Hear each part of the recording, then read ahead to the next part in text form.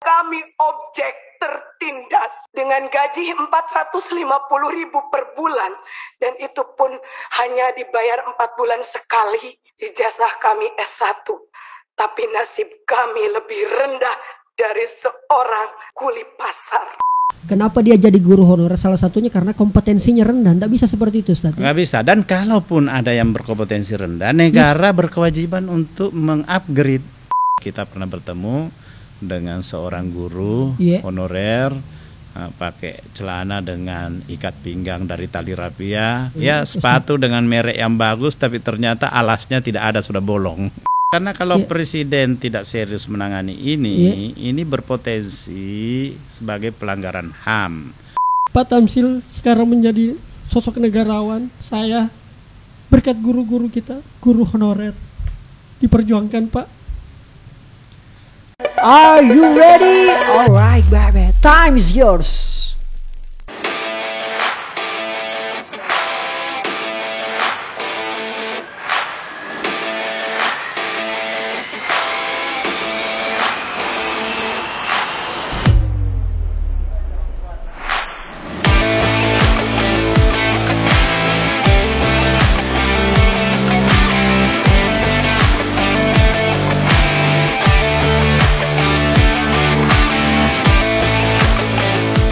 Assalamualaikum, alright nice people. Kembali lagi di Time is Your Podcast bersama saya Rizal Jama. Ini yang luar biasa, banyak sekali yang DM kemarin-kemarin. Kak, kapan dong bahas soal pendidikan, terutama yang lebih konsen pada isu guru honorer? Saya tanya, adakah rekomendasi tokoh, adakah rekomendasi kepala daerah ataupun juga legislatif? Hampir semua sulit menebak. Dan ternyata alhamdulillah, kadarullah, sudah sangat layak dan luar biasa tamu saya hari ini. Beliau menjadi ketua Pansus Guru Honorer di Dewan Perwakilan Daerah Republik Indonesia. Kakanda saya, abang saya, orang tua kita, Bapak Tamsil Lindrung. Assalamualaikum, Ustaz. Waalaikumsalam. Masya Allah. Rizal, apa kabar? Alhamdulillah sehat, Ustaz. Kareba Madeceng. Kita, Ustaz, saya aja, sehat, alhamdulillah. Walaupun hujan, aktivitas parat, Ustaz. Iya, kemarin sempat hujan-hujan. Tadi pagi juga ke pesantren sempat ke pesantren, Ustaz. Tempat ya. Masya Allah. Jadi rutinitas kalau ke Sulsel pasti salah satu kunjungannya ke sekolah-sekolah, Ustaz, ya. Ke sekolah-sekolah. Masya Allah. Dan luar biasa. Hampir saya lihat dalam satu bulan hampir berapa kali, Ustaz, ke Sulsel ini, Ustaz? Iya, 2-3 kali. 2-3 kali. Iya. Biasanya agenda apa ini, Ustaz, ini? Ini saya mau langsung tanya, apa ya kinerja dari seorang anggota DPD itu, Ustaz? Ya, yang pertama ya masalah guru diantaranya. Masalah guru, oke, satu. Kita ingin tuntaskan ini. Amin. Supaya persoalan guru honorer ini jangan setiap tahun selalu menjadi masalah yang tidak berkesudahan. Betul, Ustaz. Yang kedua ingin menyerap aspirasi masyarakat. Tentang persoalan-persoalan keindonesiaan saat ini. Betul. Nah, terutama karena indeks demokrasi kita menurun. Oh, menurun, Ustaz, ya? Iya, indeks persepsi korupsi menurun. Kemudian indeks kebebasan berpendapat, berinternet. Itu. Saya nak kena itu, Ustaz. Ya, kena ini. Jadi kemudian ada gejala-gejala baru yang sangat mudah sekali untuk setiap yang dinilai kritis dicari-cari kesalahannya dan kemudian menjadi pesakitan, ditangkap, dikaitkan dengan persoalan-persoalan yang nggak jelas lama. Kalaupun misalnya jelas persoalannya, kan tidak harus langsung ditangkap, tetapi mungkin disurati, ada surat panggilan untuk mendengarkan keterangannya. Nah, luar biasa. Kecuali kalau mereka ketangkap tangan melakukan sesuatu kesalahan yang sangat fatal. Wah, luar biasa. Saya dengar ini, Ustaz, apakah saya mendengar seorang Pak Tamsil Lindrung muda waktu menjadi aktivis sangat kritis di awal-awal ini, Ustaz? Ya. Apakah kembali jiwa-jiwa jalanan dari Pak Tamsil Lindrung? Bukan kembali, memang tidak pernah berubah untuk merespon apa yang menjadi keinginan masyarakat ini tidak bisa dengan biasa-biasa saja, tetapi memang harus dengan aksi yang konkret, yang luar biasa. Tidak boleh. Dan itulah memang tugas dari seorang anggota parlemen, Ustaz, ya. Iya. Oke. Jadi Masya Allah. harus reaksi cepat. Reaksi cepat, out of the box. Iya, out of the box. Luar biasa. Ini baru teman Di diskusi. mana saja, bukan hanya di Sulawesi. Oh, bukan hanya di Sulawesi. Ketika Rocky Guru menghadapi masalah, ya kami juga langsung turun ke lapangan dan bertemu dengan dia. Dan alhamdulillah ya mendapat respon sehingga rencana untuk mengusir dia dari tempatnya. Bung Rocky itu? Iya, Bung Rocky akhirnya bisa teratasi, diselesaikan. Saya yakin bukan hanya dengan saya, tapi nama besar Rocky itu terlalu saya kira berisiko untuk melakukan itu. Tapi bukan hanya karena nama besarnya. Siapapun yang lain dari anak bangsa ini tidak boleh diperlakukan seperti itu. Itu karena menjadi haknya. Harus kita perjuangkan itu hak. Luar biasa. Ayahanda, kakandaku, saya panggil kakak saja nih, Kak Tamsil, supaya saya menjadi. Saya ini punya tradisi di HMI. Wah, betul. HMI itu dari muda sampai menjadi kakek-kakek itu di sana dipanggil kakak, itu dipanggil kakak. Mas. Sampai senior apapun. Sampai senior. Apa senior saya dulu itu namanya Mas Pak Dahlan Ranui Harjo. Umurnya sudah lebih 80 tahun, tapi anak-anak yang baru training umur 19 tahun pun datang memanggil dia dengan Mas, dengan kakak, Kak Dahlan. Sampai dia bilang, kamu ini kurang ajar ini, kamu cucu saya kau panggil saya Mas. Panggil Mas, panggil kakak. Tapi begitulah tradisi aktivis di Himpunan Mahasiswa Islam. Luar biasa. Kak Tamsil, saya akhirnya ketularan ini.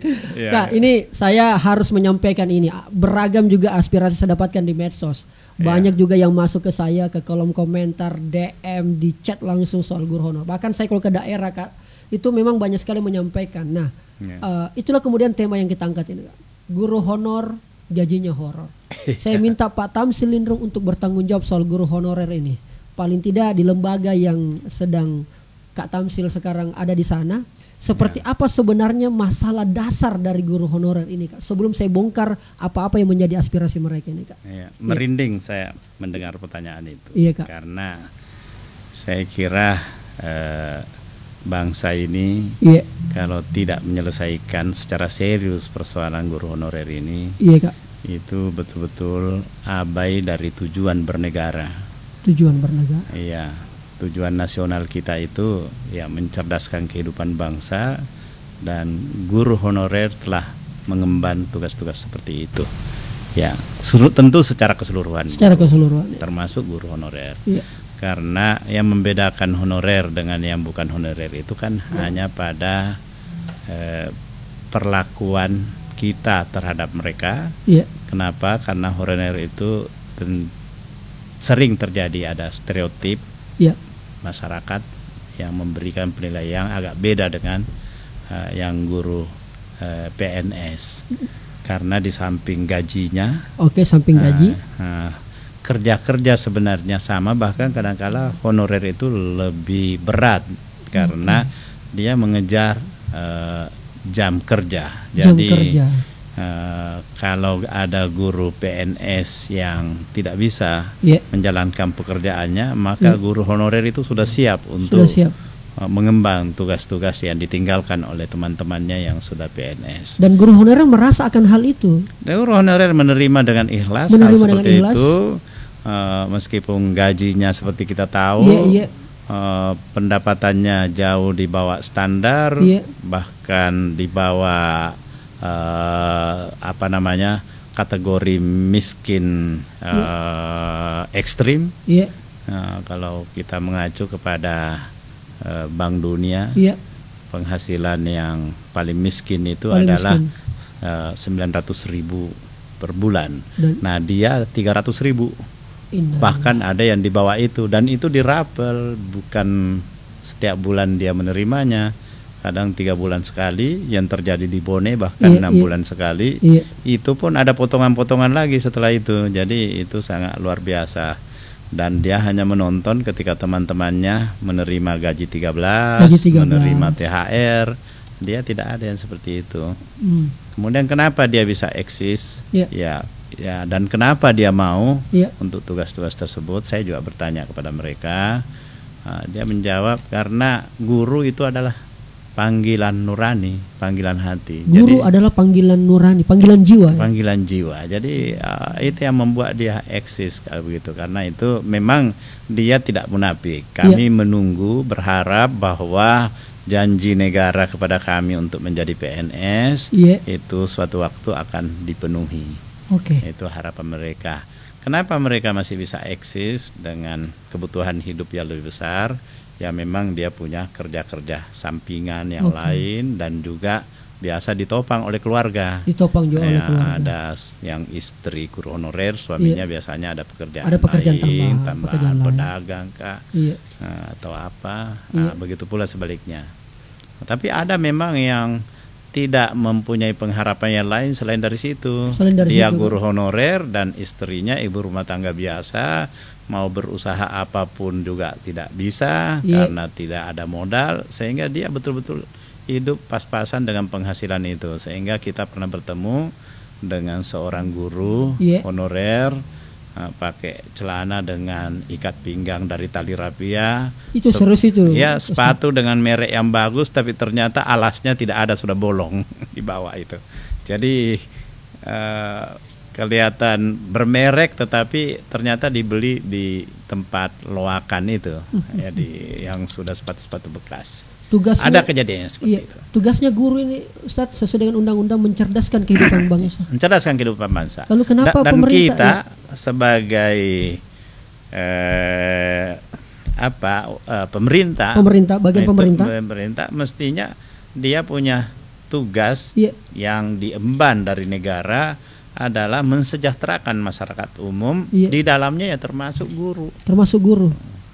Ini pemerintah melihat guru honorer, mohon maaf ini, Kak, melihat ini apakah memang profesi rendahan, mohon maaf ini, Ustaz? Iya, di samping itu kadangkala kalkulasinya selalu beranggapan bahwa menggaji guru honorer ini adalah inefisiensi karena pengeluaran yang besar. Triliunan misalnya. Tanpa melihat bahwa apa yang kita alami sekarang ini itu adalah kontribusi dari guru honorer. Saya sendiri dibesarkan dari guru bantu. Guru bantu istilahnya dulu. Masih guru bantu itu juga termasuk. Dan dia itu yang sangat serius mengontrol, tidak hanya di sekolah tapi kadang-kala dia silaturahim ke rumah untuk mengetahui perkembangan kita dan mengajarkan banyak hal yang lain. Ya, saya kira banyak orang yang memiliki karakter yang bagus dibangun oleh guru-guru honorer. Saya termasuk. Saya juga ini, Ustaz. Betul. Jadi saya kemudian memang agak terkejut ketika mendengar jawaban dari BKN bahwa guru honorer ini adalah menjadi penyebab dari kita ini mendapatkan ranking terendah untuk bidang pendidikan. Jadi ada penilaian dari PISA, dari 72 negara itu Indonesia masuk peringkat ke-62. Jadi 10 dari bawah. Nah, itu mereka asumsikan karena guru honorer masuk di dalam sistem penilaian. Sementara guru honorer ini dipandang kompetensinya sangat rendah, di bawah standar. Dianggap sebagai dianggap. Memang ada 1, 2 saya kira, tapi tidak bisa digeneralisir. Tidak bisa. Karena waktu kami melakukan lomba penulisan ilmiah populer tentang guru honorer aja dilihatkan di situ bagaimana dia merangkai, dia punya narasi yang begitu bagus tentang keindonesiaan, tentang kemerdekaan, tentang peran negara, tentang guru honorer, semua dia ungkapkan, dan itu kita membaca sangat menarik, tulisan-tulisan itu. Saya sempat menerbitkan dalam satu buku, dan itu kita apresiasinya Pak Tamsil Indrun dalam bentuk seperti itu salah satunya. Itu kita terbitkan Pekik Belum Merdeka, guru honorer. Ya, jadi dari semua, dari Sabang sampai Merauke. Dari Sabang sampai Merauke. Wow. Ya, itu penulis terbaik ketiga itu dari Papua kalau dari Papua salah, ada. Jadi semua bisa menarasikan dengan sangat bagus. Jadi tidak bisa distereotip bahwa kenapa dia jadi guru honorer, salah satunya karena kompetensinya rendah. Tidak bisa seperti itu, Ustaz. Nggak bisa. Dan kalaupun ada yang berkompetensi rendah, negara berkewajiban untuk mengupgrade dengan memberikan pelatihan. Urusannya negara itu. Iya harus. Wah. Iya, jadi jangan kalau dia sudah diterima sebagai guru honorer dan kemudian ditemukan ada kelemahan-kelemahannya, ya kita berkewajiban untuk mengupgrade itu dengan pelatihan. Ada anggaran yang sangat besar untuk pelatihan. Tersedia. Nah, jadi jangan hanya yang dilatih guru PNS, tapi guru honorer juga dilatih. Jadi kalau pelatihan tahun ini belum naik peringkatnya berarti ada yang salah. Harus dilatih terus, kemudian di-upgrade terus, kemudian diberi sertifikasi bahwa ini sudah masuk dalam kategori peringkat yang dibutuhkan. Apalagi kita ini sangat butuh guru. Kekurangan guru kita sampai 2024 itu diperkirakan 1,3 juta. 1,3 juta. Belum lagi dengan siklus yang meninggal. Ya, itu juga harus mendapatkan penggantian. Saya punya pengalaman waktu saya sekolah, Ustadz. Jadi kan saya perhatikan itu guru-guruku kalau kemudian ada semacam kegiatan lah, agenda kedinasan lah keluar daerah ataupun pelatihan, itu guru-guru, mohon maaf, guru-guru yang PNS itu pergi. Jadi betapa banyak kelas yang dia tinggalkan guru-guru PNS ini, lalu kemudian semua diisi oleh guru-guru honorer. Tetapi gaji juga masih tetap seperti itu. Iya, betul.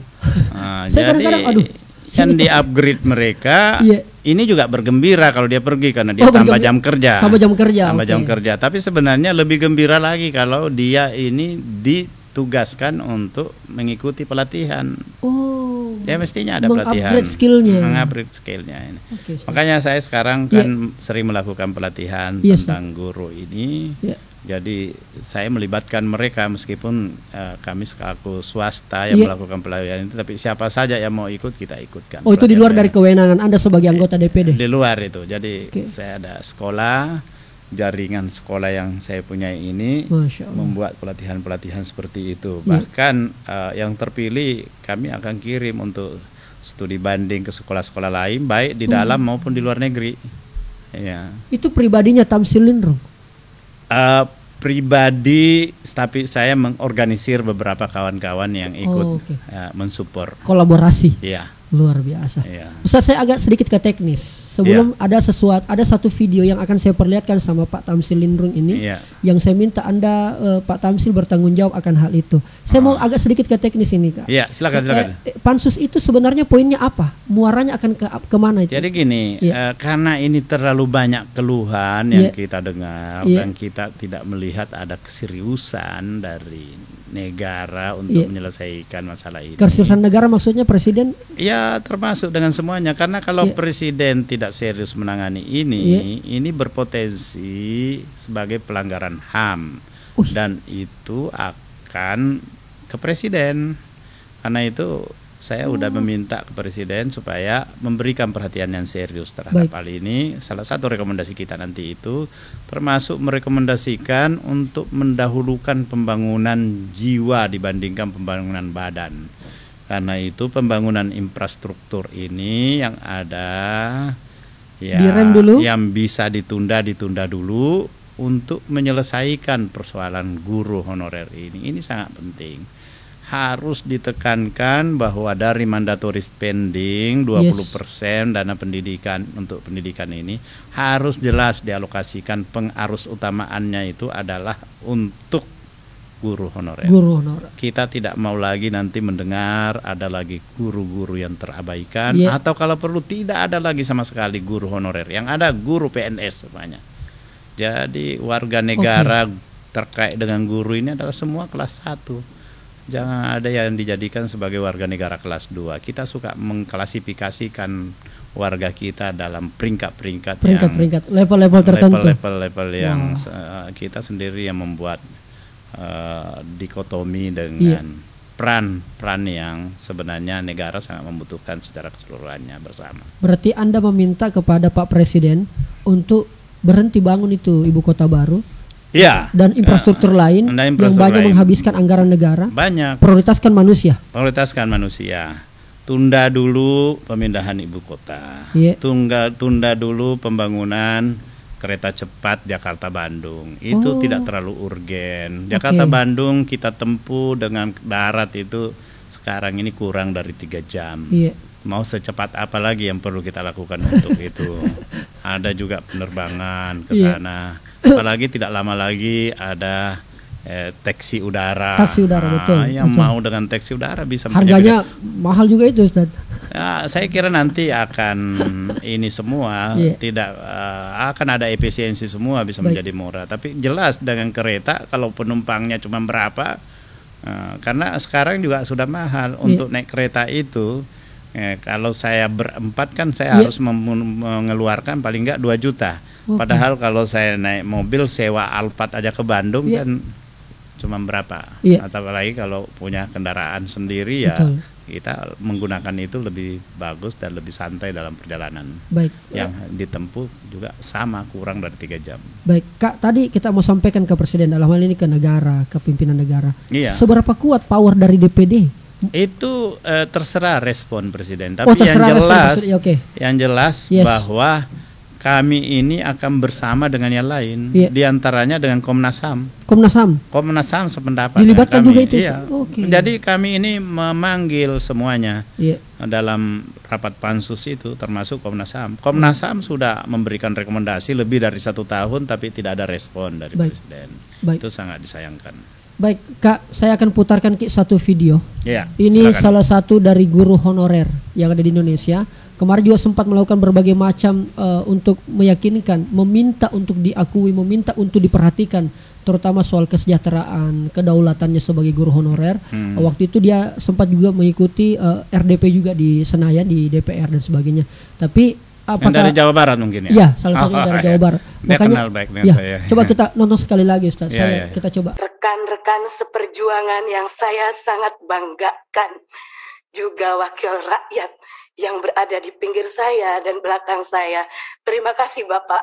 Bapak dengan hebat menyuarakan aspirasi kami. Jazakallahu khairan katsira. Perkenalkan, nama saya Lina Kurniati, SPD. Bukan sarjana pemberi dosen, tapi benar-benar sarjana yang qualified di bidang pendidikan. Insya Allah, karena terbukti murid-murid saya selama saya mengajar hampir 20 tahun, sudah banyak yang menjadi pengabdi-pengabdi di Ibu Pertiwi ini, Pak. Barakallah buat ibu-ibu guru dan bapak guru di negeri ini. Aplaus buat Anda semua.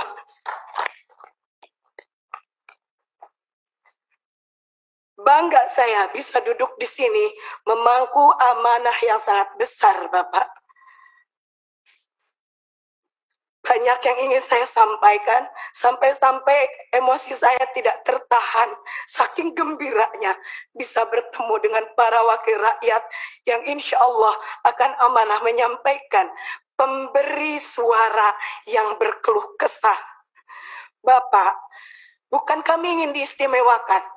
Terkait regulasi P3K di RDPU Komisi 2, saya dan rekan-rekan akan terima regulasi ini dengan senang hati.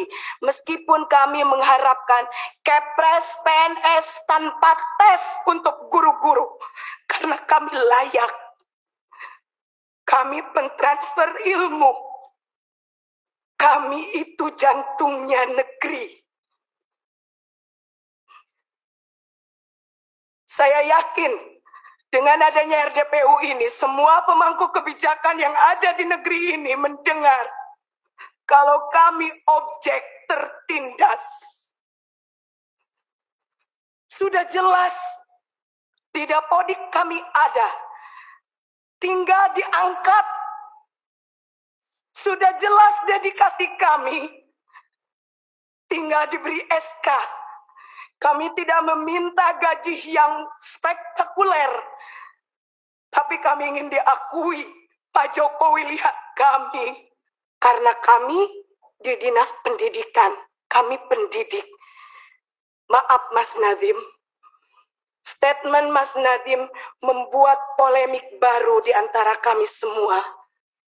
Kalau memang dana untuk penggajian P3K seperti yang Mas Nadhim omongkan, tolong pisahkan DAU yang turun ke kabupaten atau kota, dibedakan Pak amplopnya, dicap, ditulis ini untuk pendanaan P3K.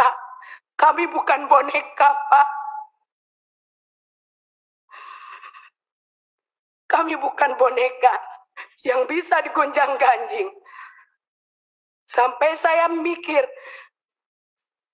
kita di daerah dengan gaji 450.000 per bulan, dan itu pun hanya dibayar 4 bulan sekali. Mendapatkan angin segar, apa yang dikatakan oleh para menteri merupakan angin segar bagi kami. Tetapi pada kenyataannya, tatkala kami mendatangi DPRD provinsi, mendatangi DPRD kabupaten, antara legislatif dan eksekutif kami datangi, Pak. Mereka berbicara tidak ada ketentuan yang pas. Maaf, kalau Lina di sini ngomong emosi. Karena Lina pernah terjun langsung, Pak, ke lapangan. Masih ada rekan Lina yang digaji 150.000. Dengan jarak tempuh dari rumah ke sekolah 45 menit, tidak bisa menggunakan sepeda atau motor atau mobil. Bayangkan kalau hujan, Pak. Dan itu Lina bikin semi dokumenter. Biar jadi bahan untuk para pemangku kebijakan melihat di lapangan seperti apa. Jangankan beras yang ditanggung negara, kami sakit pun negara tidak akan tahu, Pak. Kami honorer, kami mengabdi, ijazah kami S1, tapi nasib kami lebih rendah dari seorang kuli pasar. Baik. Rekan-rekan seperjuangan yang saya sangat banggakan. Kak Tamsil. Ya, itulah kenyataannya yang kita lihat. Saya tidak bisa membayangkan itu. Pak Tamsil sekarang menjadi sosok negarawan. Saya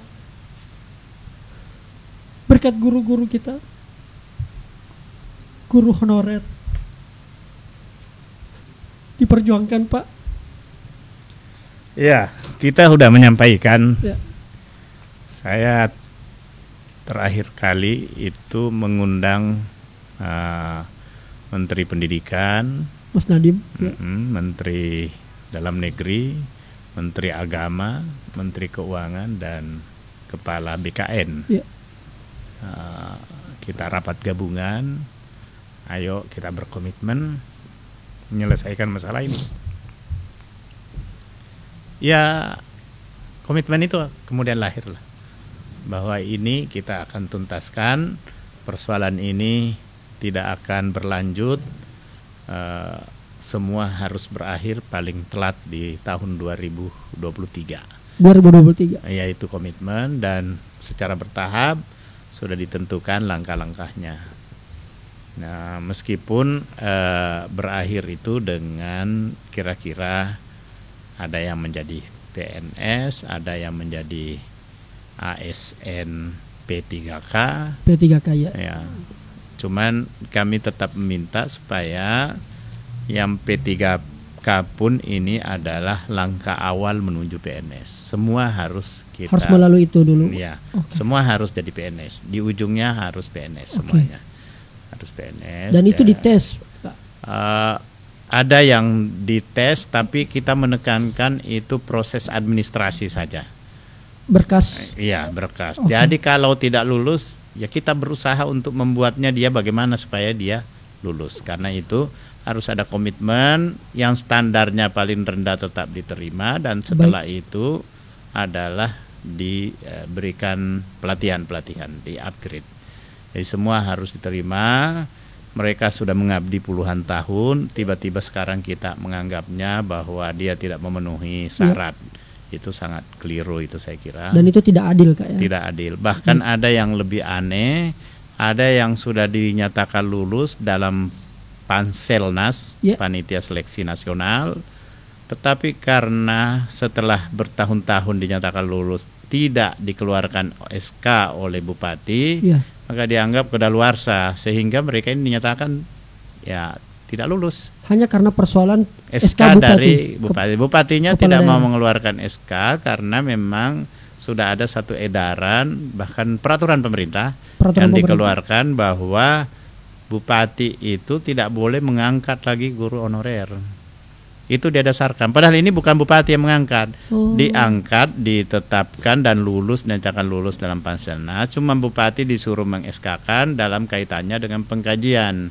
Karena ada edaran dari dinas bahwa gaji dibayarkan kalau ada SK dari kabupaten. Bupati. Ini memang tumpang tindih ini. Jadi saya bilang ini tidak ada political will. Kalau ada political will-nya nggak ada cerita yang seperti itu. Anda sudah nyatakan lulus, ya sudah selesai, diangkat dan digaji. Nah, ini pun juga ada lagi edaran penggajian untuk P3K itu oleh pemerintah daerah. Nah, meskipun setelah kita cecar, pemerintah daerah itu tinggal melaksanakan kewajiban itu karena dananya sudah ada dari pusat dalam alokasi DAU. Dana alokasi umum. Tapi di pemerintah daerah ini kalau turun dana alokasi umum, dia menerjemahkan pendidikan itu dalam pengertian yang luas dan kadang-kala dia memprioritaskan anggaran untuk infrastruktur, membangun ruang kelas, membangun pagar. Bahkan saya pernah menemui ada satu sekolah, pagarnya sudah bagus, dirubah lagi karena ada anggaran untuk pagar. DAU tadi. Iya. Makanya tadi dipaksakan. Disampaikan oleh Ibu Lina, perjelas dari pusat. Ya, itulah yang ya, ini untuk P3K. P3K guru. Guru. Jangan untuk yang lain ada dikatakan sudah, tetapi bisa diubah di daerah. Karena berdasarkan kepentingan. Kadang-kala ya daerah itu karena sudah ada kontrak dengan kontraktor, kontraktor perlu pekerjaan. Kalau gaji kan tidak ada yang singgah di kontraktor. Tidak ada, langsung. Tapi kalau membangun pagar, membangun apa ada. Ya inilah masalah. Itulah. Itu yang sementara Pak Tamsil kerjakan bersama rekan-rekan yang lain. Ya, itu yang kita. Sinkronisasi aturan akhirnya saya membacanya ini, Kak. Iya, kita minta supaya memang itu melakukan revisi terhadap beberapa peraturan dan perundang-undangan supaya aturan yang dibuat itu jangan terkesan bahwa dia memang terselip keinginan untuk tidak menuntaskan persoalan guru, khususnya guru honorer. Guru-guru yang lain juga di Republik ini jauh lebih rendah dibandingkan beberapa negara tetangga kita. Tapi relatif sudah lebih baik lah, karena waktu saya dulu pimpinan badan anggaran saya juga minta itu memprioritaskan dan pernah kita ada upaya menyelesaikan ini. Jadi waktu periode Pak SBY terakhir itu kita dorong supaya menyelesaikan ini, mengangkat semua guru honorer menjadi PNS tanpa tes. Ngapain mau dites lagi? Anda sudah memperkerjakan puluhan tahun. Kok tiba-tiba sekarang mau dites? Ada hasilnya? Ada, sudah. Mau hasilnya kurang mau apa, itu komitmen kita sudah ada. Dia sudah menjalankan tugas. Dibandingkan dengan pengangguran yang Anda mau gaji. Saya sepakat itu. Ini lebih rasional. Dan anggarannya itu ya masa mau bikin proyek-proyek yang lain seperti lapangan terbang di Jepara di Jawa Barat itu yang sekarang menjadi bengkel pesawat karena tidak ada pesawat yang akan tidak digunakan karena double-double sudah ada di Bandung, ada di Cengkareng, tidak begitu jauh. Kertapati itu. Kertajati. Kata Tamsil, saya mau minta tanggapan terakhir ini. Soal kemarin waktu peringatan Hari Guru. Hari Guru itu saya juga bikin status di Instagram macam-macam dan ada yang menanggapi seperti ini, Pak. Kan ucapan selamat Hari Guru 25 November 2021. Ada yang menerjemahkan sejahterakanlah para guru, bukan ruang guru. Tanggapan seorang Kata. Sangat sependapat dengan itu. Sangat sependapat. Bukan ruangannya, bukan badannya dulu, jiwanya yang harus dibangun. Kalau pada Hari Guru itu saya juga melakukan aktivitas bersama Pak Rocky Gerung, Mas Hersu Beno, kemudian Mas Jejen sebagai dari PGRI. Dan itu diikuti ratusan guru honorer. Kami melakukan webinar yang membahas membedah buku yang kami himpun dari tulisan para guru honorer itu dengan judul Pekik Belum Merdeka. Itu guru honorer. Itu salah satu yang Anda lakukan pada saat Hari Guru. Iya, pada saat Hari Guru. Iya, karena dan banyak tulisan-tulisan yang menarik. Mudah-mudahan saya bisa dikasih satu, Kak. Tolong kalau ada dibawa langsung dikasih ini. Kalau enggak, karena kemarin langsung ini saya akan menerima rombongan guru honorer dari bukan hanya guru honorer, tapi dari PGRI dari beberapa daerah. Besok itu dari Riau. Ya. Dan berikutnya secara bergantian saya terima di sekolah, sekaligus dia mau berkeliling di studi tour. Ya, sekolahan saya. Luar biasa. Terima kasih banyak, Kak. Ya. Waktu yang sangat singkat ini, saya tahu Kak Tam segera akan terbang ke Jakarta menunaikan kembali tugas.